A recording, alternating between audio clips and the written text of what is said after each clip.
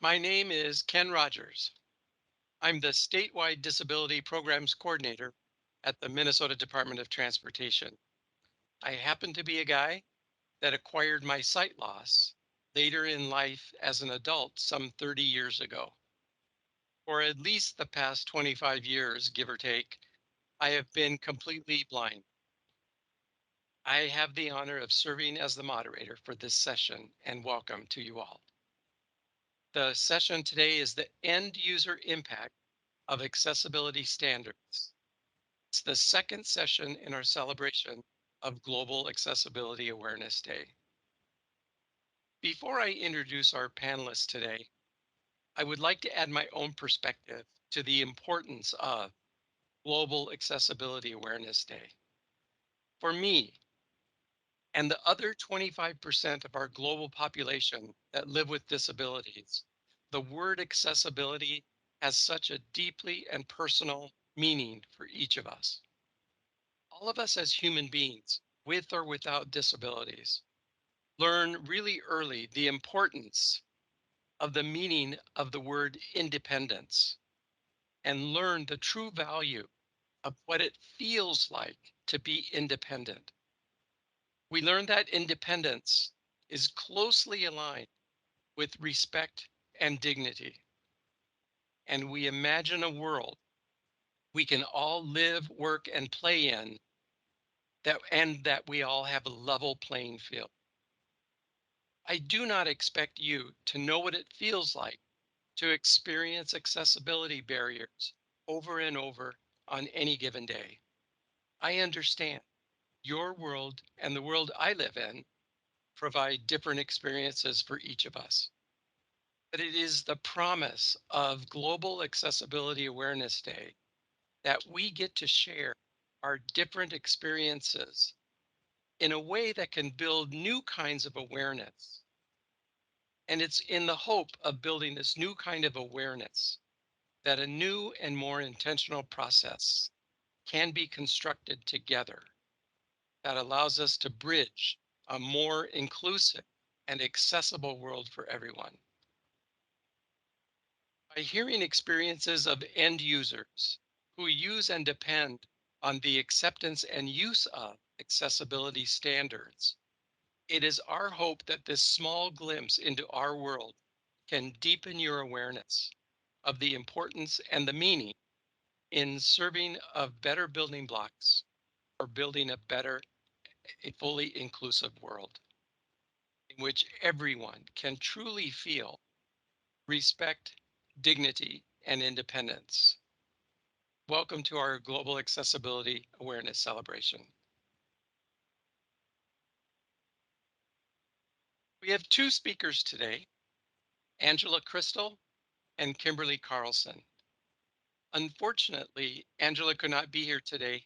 The good news is that I was able to record an interview with Angela earlier, so we're going to start with that. Then Kimberly and I will chat about her perspective, and then we'll take questions and comments from all of you. So let's run that video now with Angela Crystal and myself. So I'd like to introduce to you a fellow state employee colleague of mine, Angela Crystal. Angela, welcome, and please tell us a little bit about yourself. Hey, hi Ken. Hi Ken, thank you. Glad to be here. My name is Angela Crystal, like Ken mentioned, and I work with the Department of Employment and Economic Development with State Services for the Blind, and I work with this agency as a rehabilitation counselor. I've worked in both units, or a couple of the units with vocational rehab, as well as the senior services program. And my educational background is I have a bachelor's of science in sociology and ethnic studies, and my master's of science is in rehabilitation counseling. Okay, and how long have you been with the department? I have been with the department for almost 13 years. Okay, all right. Um, so tell us a little bit about how you use digital accessibility in your work. Well, sure. I myself have a disability. I have a vision impairment. I've had since birth. I have glaucoma. Um, as I've aged, I've also, the progression of the condition has considerably changed throughout the many years. And at this time, I have no vision in my right eye and I have some vision in my left eye. I'm considered legally blind. So the digital tools is something that I need on a daily basis to do the work that I do. So that's one of the reasons it's very important for me is to be able to have the accessibility or the digital tools to be able to work in the field as a rehabilitation counselor, to be able to access my case management system, to be able to access the email platforms to communicate with my team. We work with Microsoft Teams here through the state, so I need to be able to access that for the communication purposes as well, and to be able to collect voicemails and return calls. As far as accessibility, those features, those digital tools allow me to do the work that I do on that case management side of the work.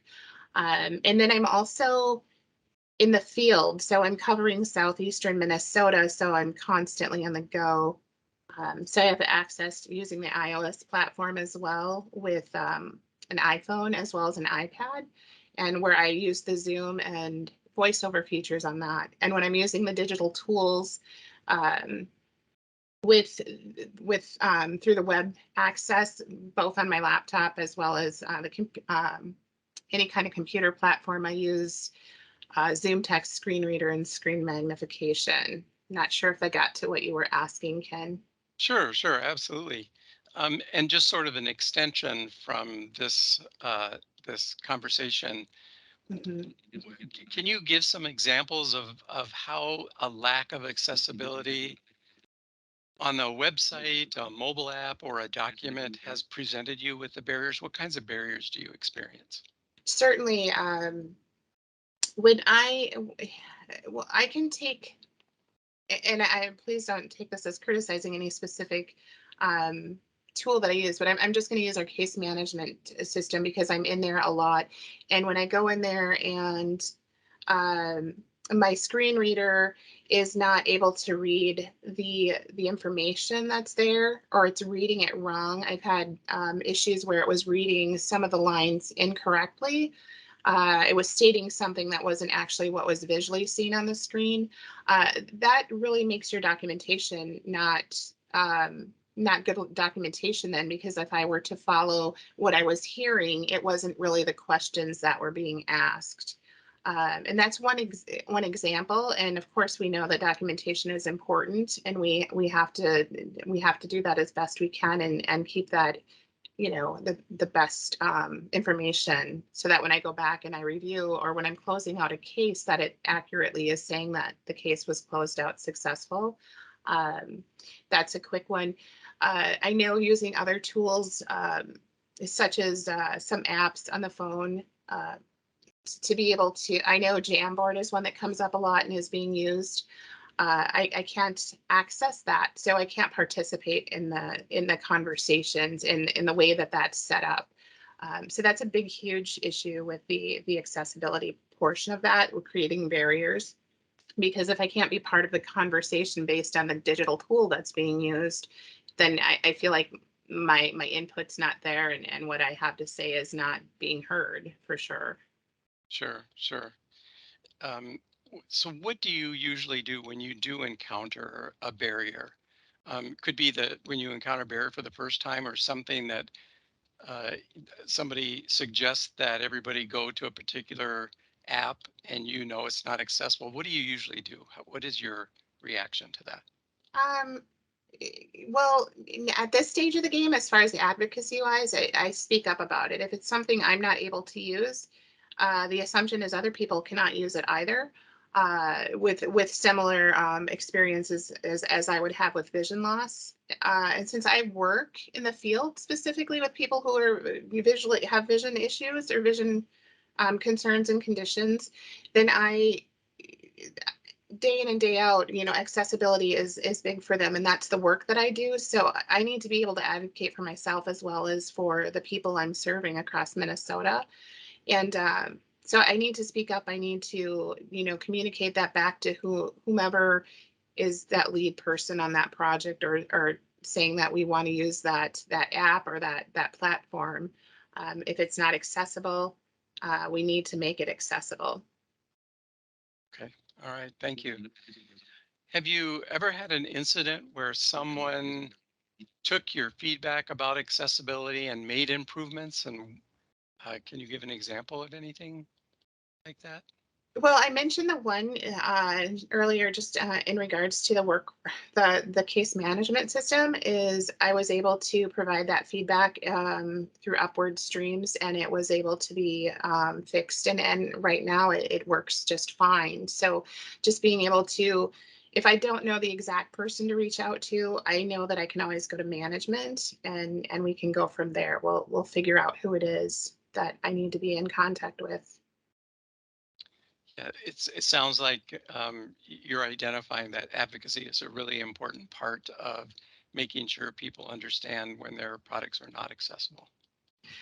Absolutely. And I would say over time, as my vision has changed, and I still heavily rely on my low vision. And I know as time changes, I need the voice features. I need the screen reader access.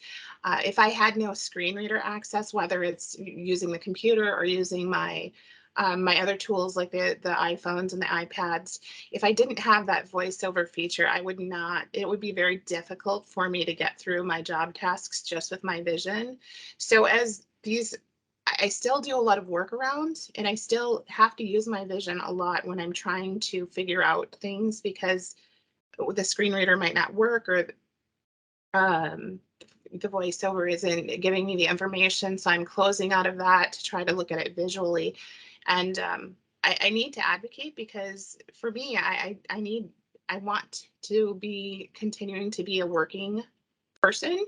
And if I don't speak up for myself and others, there's potential that I would put myself in a situation where I don't have the capacity or the ability to do my job based on the lack of access that I would have. Absolutely. I totally understand that. Yep. Um, I really appreciate the conversation today. I have one more question, and I want to kind of leave it broad. Mhm, So, we now have standards for accessibility guidelines as developers create mhm. new content. Um, what would you like to share with our audience about the importance of people adhering and following to accessibility guidelines in general? Well, I guess I can kind of go off what I was just mentioning. I don't know a lot about what goes on behind the scenes to make everything work. That's not my expertise. I'm the end user, I'm on this side of it, and I'm the one that's helping other people. To be able to have good accessibility. In the past, I've worked with employers as well as our customers with disabilities, to be able to make systems uh, accessible, or to be able to adapt in some way to make it work for the person with the disability to be able to do that work or perform the tasks of the job.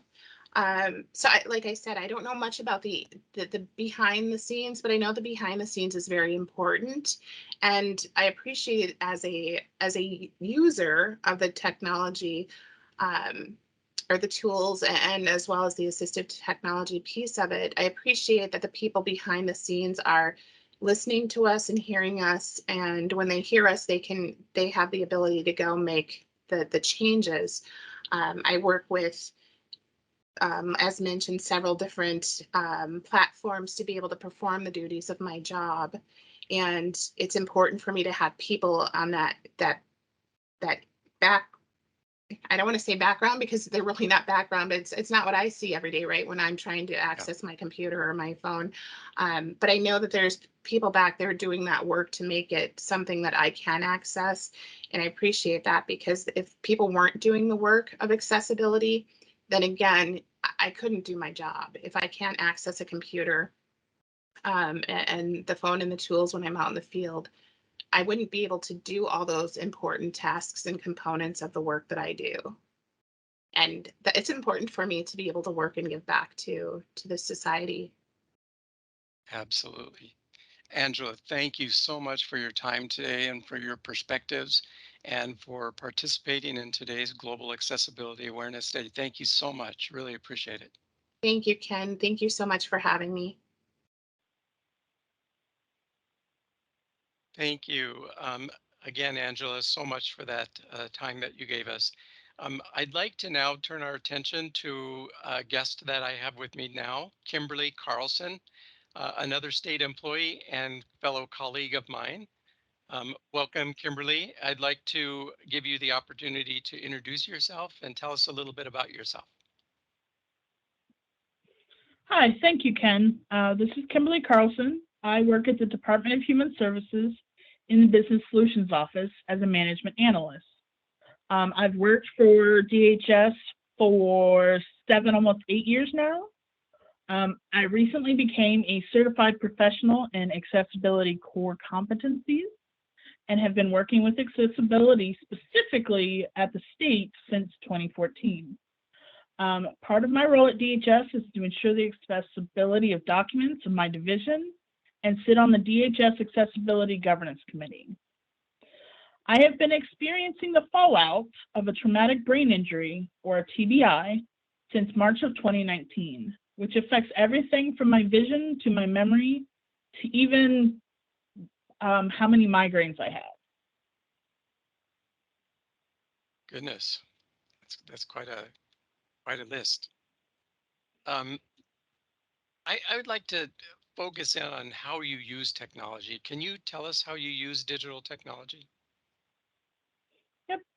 I can give you a couple of great examples. Due to my traumatic brain injury, I can be very sensitive to light levels. This includes the contrast on web pages. I wear special yellow tinted glasses that filter out blue light. But more importantly to me, I'm an avid user of dark mode. And although I have dark mode universally set for my operating system and browsers, some applications just override that. And this can be very jarring and lead to unintended barriers like invisible links or controls. Yeah. Can you speak a little bit more about maybe an extension to that thought, that how does the lack of accessibility on a website, on a mobile app or document really present you with the barriers that you encounter? Yep. So related, sometimes we all use electronic documents and we present documents in our meetings. I recently was presented a Visio document in a meeting, which we were told before the document was displayed that they knew it wasn't accessible, but they would correct it before it would affect anyone or be distributed any further than the group that they were presenting it to, which was about 30 people. Now, anyone who knows me knows I am and have always been a vocal advocate for accessibility, but now it affects me. And my rule has always been that if it leaves your desk or isn't being used for personal use, it should be accessible even if it's a draft. And now Visio is a visual medium. It's generally understood that an alternate medium will need to be provided to make it accessible. But there are other considerations, which is what made this document inaccessible to me. The document used many bright light colors with little contrast between them. The color was used to categorize items into 2 groups. There were multiple columns of information listed with each of the colors sporadically in each column. It was extremely busy, to the point I couldn't understand or process the information presented. And not only that, within a couple of moments of looking at the document, I had developed an ocular migraine brought on by the stress of reading the document. Now, this was a learning moment not only for them, but for me as an advocate as well. I learned it is easier to advocate for change before it is needed rather than in the moment, as I kind of did my best impression of the Hulk while trying to explain why the situation was unacceptable from an accessibility standpoint. Pain does not bring out the best in me. They Abs- learned that they learned that even sharing it with a small pool of people could have unintended results, as not everyone is open about their needs. But also, that there could be lasting ramifications for just a brief look at that a document like that. I had a migraine for 3 days, which if anybody's had a migraine, you don't want that. Yeah. Yeah. So what do you typically do when you encounter an accessibility barrier? So what's the next steps? What do you do? It's clear that you advocate, but can you help part, our audience understand a little bit more about the steps you do? Yep. So personally, well, first, I probably throw a temper tantrum just for myself, just to get it out of my system so that I can talk directly to whoever I need to address later on and be clear-minded. Because, it is 2022 and we're still running into the same issues over and over again.